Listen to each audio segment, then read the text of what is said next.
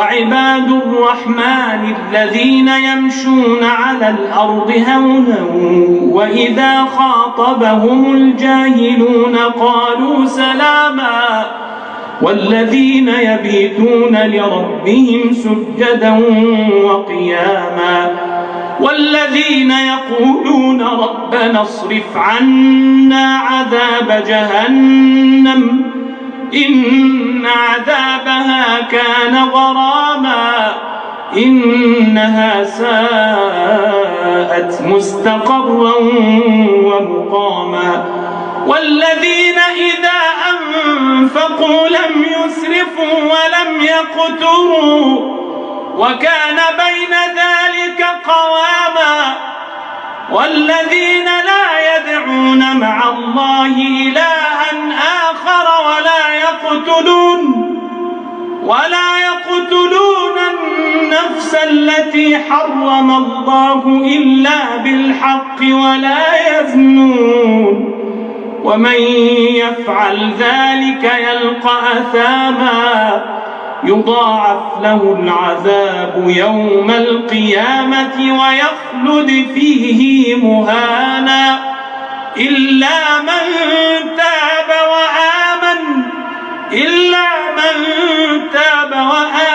وعمل عملا صالحا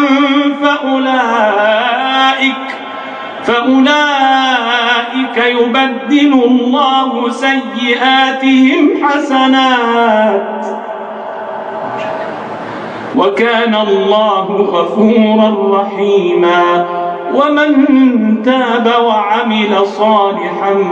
فإنه يتوب إلى الله متابا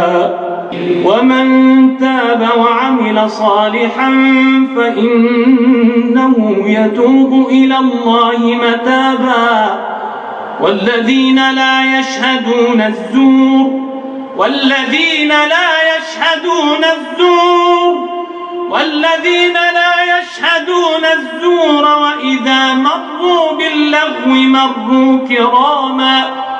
والذين إذا ذكروا بآيات ربهم لم يخروا عليها صما